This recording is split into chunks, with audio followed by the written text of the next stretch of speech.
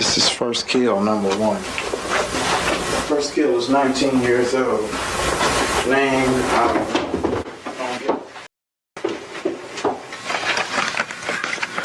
first kill was nice. Hello, Cassie. I'm getting you on tape, okay?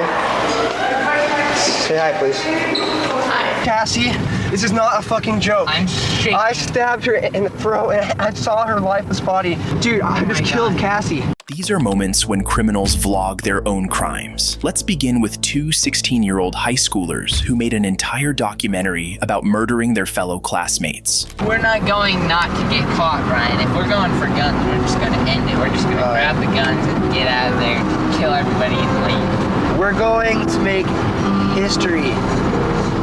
We're going to make history. For all you FBI agents watching this, you weren't quick enough. You weren't quick enough and you weren't smart enough. On September 22nd, 2006, Brian Lee Draper and Tori Michael Adamczyk, friends who had bonded over shared interest in horror movies, especially the 1996 film Scream. Brian and Tori decided to copy the movie's plot by carrying out a real-life murder spree of their own, targeting their fellow female student Danny Dixon as the first victim. And we're going over to Danny Dixon's house. We're gonna go snoop around over there and try to see if she's home alone or not. And if she's home alone, splat! She did. Don't fear. People will die.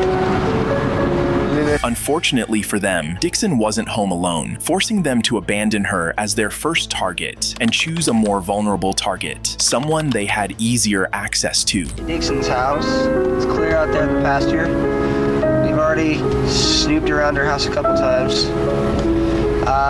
She's not home, so we're gonna go to the church over there and we're gonna call a girl and a guy named Cassie and Matt. They're our friends, but we have to make sacrifices, so I feel tonight it is the night and I feel really weird, inside my stomach and stuff, and I feel like I want to kill somebody. She's our friend, but you know what? We all have to make sacrifices. Our first victim is going to be Cassie Stoddard and her friends. God, turn your brights off, asshole. Well, we'll find out if she has friends over. She's gonna be alone in a big, dark house out in the middle of nowhere. How perfect can you get? I mean, like, holy shit, dude. I'm horny just thinking about it. Hell yeah. So we're gonna fucking kill her and her friends, and we're gonna keep moving on. I heard some news about Kirsten. She's gonna be home alone from 6 to 7, so we might kill her, then drive over to Cassie's thing, and scare the shit out of them, then kill them one by fucking one. Hell yeah. Why 1 by 1? Why can't it be a slaughterhouse? 2 by 2 and 3 by 3. The two new targets Brian and Tori set their sights on were Cassie Jo Stoddard and her boyfriend, Matt Beckham, both high school classmates and friends of the boys. That night, Cassie wasn't home alone, which made it impossible for Brian and Tori to carry out their plan. However, they soon learned that Cassie would be house-sitting for her aunt and uncle at their remote home the following day, Friday, and would be alone for the entire weekend, while the couple was away on a trip. Seeing this as the perfect opportunity, the pair resumed vlogging the next morning, even capturing footage of Cassie at school as she went about her day, unaware it would be her last. Hey, look, it's Cassie. Hey, look, I don't know. Hello, Cassie. I'm getting you on tape, okay? Say hi, please. Hi. Okay, see ya. Wait, have you seen Tori? He's supposed to be here at 7:30, and it's 8:19. He's an hour late. You don't even care, do you? Okay. See ya. Brian and Tori managed to trick their way into getting an invitation to watch a movie with Cassie and her boyfriend Matt at the house she was watching, which conveniently aligned with their evil plan. They accepted the offer, then went to the school library, where they further discussed and wrote down the details of how they intended to execute this plan. What is supposed to happen tonight, so hopefully I will move along. My dad was we're actually tonight. She's watching us. We're sorry. I'm sorry, Cassie's family, but she had to be the one. We have to stick with the plan. And she's perfect, so she's gonna die. Anyway, we're at Kirsten Barnes' house, probably. And then we have a new victim now. Her name is Miranda Chacon. She started just she told me to be quiet and shut up, so now she's dead. I've always wanted to make a mark on the world and stuff. And this is a good way to do it. That night, Brian and Tori arrived at Cassie's aunt's house under the pretense of watching a movie. Before settling in, Cassie and Matt showed them around, and during the tour, Brian and Tori left the basement door open so they could return later to carry out their evil plan. Then, just as the movie was about to begin, they changed their minds, claiming they'd rather see the movie at the theaters. They then left, only to return later that night to execute their evil plan. We're here in his car. The time is 9:50, September 22nd, 2006. Unfortunately, we have the grueling task of killing our two friends, and they are right in that house just down the street. We just talked to them. We were there for an hour. But We checked out the whole house. We know there's lots of doors. There's lots of places to hide. I unlocked the back doors, so it's all locked. Now we just gotta wait. And Tori returned to the neighborhood and parked a block away, then slipped back in through the unlocked basement door. After wearing their costumes, they tried to bait Cassie and Matt downstairs by making loud noises, and, when that failed, flipped the circuit breaker to plunge the house into darkness. Still no one came, so they flipped the power back on. Feeling uneasy, Cassie asked her boyfriend Matt to stay overnight, but when Matt's mother arrived around 10:30 p.m. to pick him up, she refused to let him stay and instead invited Cassie to come with them. Cassie declined, choosing to stay behind and fulfill her promise to care for the house and pets. Once Matt and his mother had left, Brian and Tori crept upstairs armed with 4 hunting knives they'd bought earlier and stabbed Cassie over 30 times, tragically ending her life. just killed Cassie. We just left her house. This is not a fucking joke. I'm shaking. I stabbed her in the throat and I saw her lifeless body just disappear. Dude, I just killed Cassie. Oh, fuck. That felt like it wasn't even real. I mean, it went by so fast. Shut the fuck up. We gotta get our act straight. It's okay. Okay, let's buy movie tickets now. Okay. Come on. As soon as they'd killed Cassie, Brian and Tori rushed to the movie theater to buy tickets, an attempt to manufacture an alibi. 2 days later, Cassie's body was discovered by her cousin after her aunt and uncle returned from their trip. A police investigation began, and after clearing initial suspects, including Cassie's boyfriend, who had a solid alibi from his mother, attention turned to Brian and Tori, who had also been at the house that night. It didn't take long for investigators to spot inconsistencies in their stories, although Brian had admitted on tape to slitting Cassie's throat. I stabbed her in the throat and Just moving for. I thought it was like this. I thought it was guilty case, like yeah, it's guilty. They're trying to, he's trying to splash it or she's not fake at all. And he said, we have to kill her. I can't believe I did this. And he said, we have to kill her. And so he stabbed me out of the way, and then he just kept. I heard it go in. I heard the chest, like pound on the chest. It was supposed to happen. It was supposed to be a joke.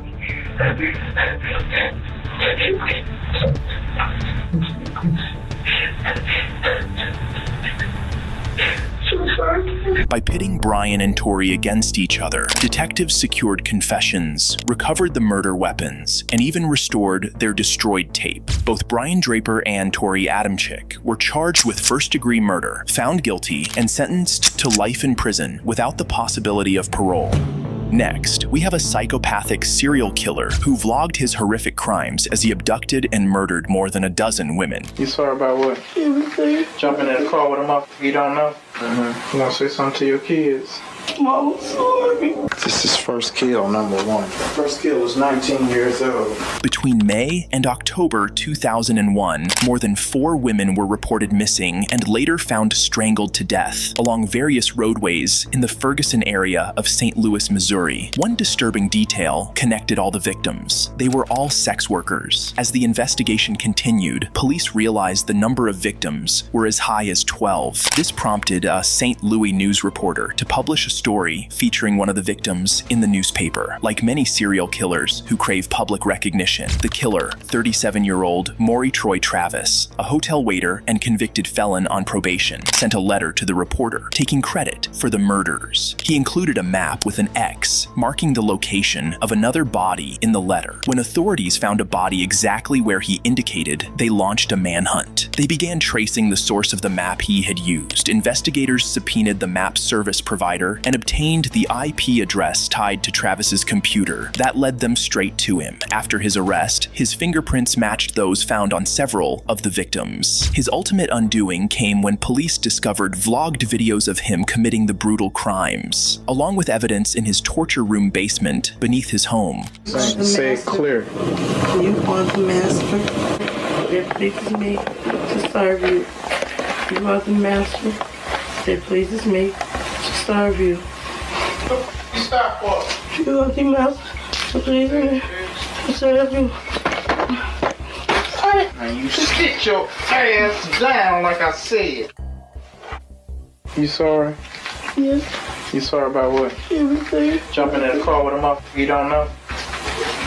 Huh? Yes, You sorry? yes. You wanna say something to your kids? Mama, sorry. Who raising your kids? Me and my mom and dad. You ain't raising shit. You on here in your back smoking crack. Because you ain't going home long. I'm gonna keep you about a week. This is first kill, number one.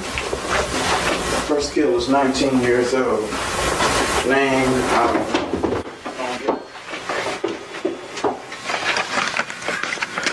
First kill was nice. Unfortunately, the police were only able to find one vlogged video of a single victim. While Maury Travis claimed to have heard over 17 women, the official count was 12. However, before he could stand trial for his crimes, Travis did the unthinkable and offed himself.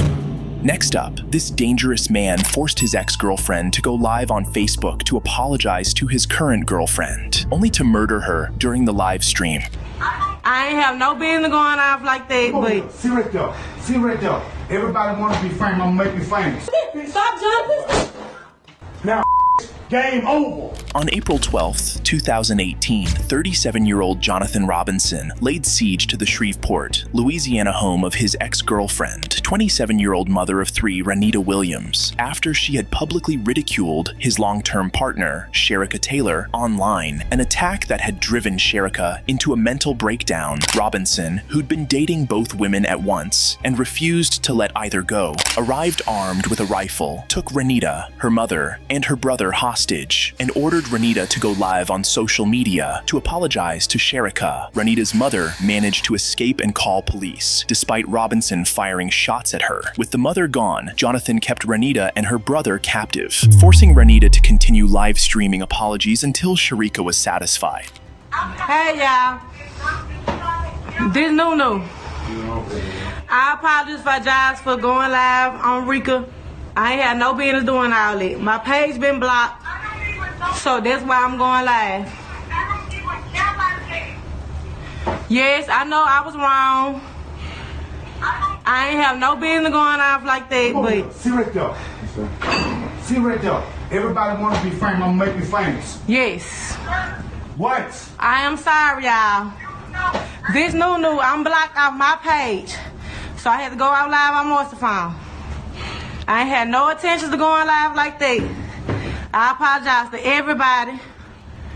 Yes. What? No, Yes, that's her. Let me see the phone, son. No. Yes. Yes, Aunt Lola. Man, you think I'm worried about the police right now? Huh? You think I'm worried about the police right now? No. I tell you, I don't give a about no police, you heard? playing with me. Bitch will pull up right now. Pull up. Bitch wanna be famous, I'm gonna make fucker famous. No. Wanna be famous, I'm gonna make you famous. No. No. Everybody wanna be famous, let's be famous today. Okay. Huh? I do. Yes. He's telling you I get on these bitches never. No. The situation then took a dangerous turn when police, alerted by Renita's mother, arrived at the scene, triggering an explosive and violent reaction from Jonathan. No. Go. Stop, Jonathan. Stop, Jonathan.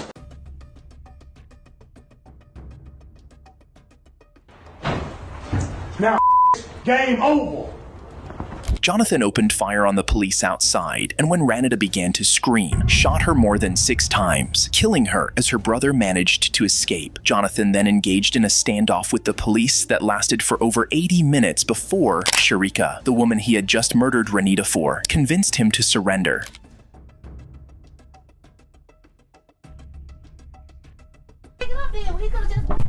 Go to the detective office, the top lodge, and we'll be up there, and he wants to go, and I'll meet y'all there. Hey, And in a scene that would leave anyone shocked, officers then allowed Jonathan, who had just murdered a mother of 3, to share an intimate moment with Sharika, the woman he killed for, after she had arrived to the scene.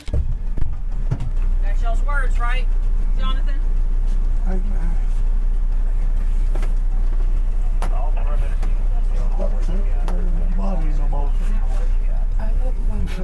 Don't be strong.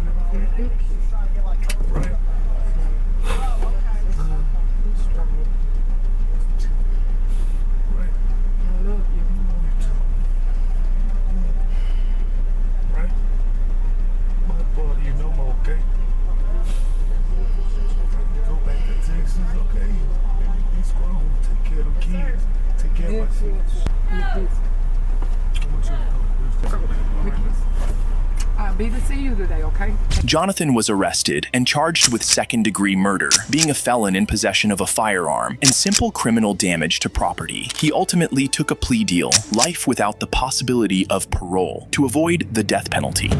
Up next, this man vlogged his plans, actions, and escape as he executed his wife and daughter, and then set their house ablaze with them inside. I just feel like I'm getting knocked back every time financially. My wife is just gonna suck all the money out that I have.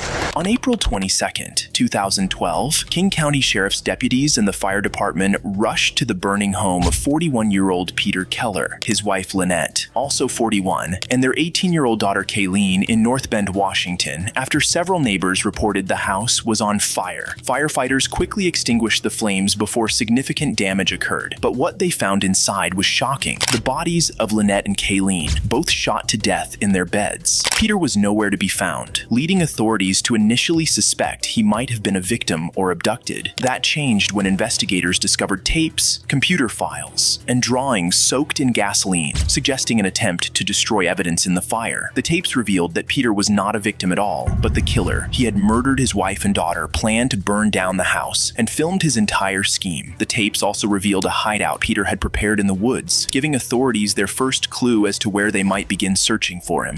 This is something I wanted to do probably since I was a teenager, to make a home underground somewhere so I didn't have to live around people. It's just now I have the means and I'm able to actually pay for it.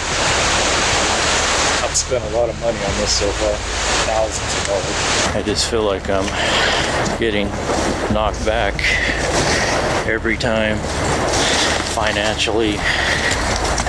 My wife is just gonna suck all the money out that I have. At this point, I don't know what's gonna happen. I may get caught right away. I mean, I could basically be dead in 2 weeks or 3 weeks. I don't know. It's all up to chance at this point. So I don't think anyone knows where I'm at. Well, it's about 2 weeks before the end. This is going to be my last video.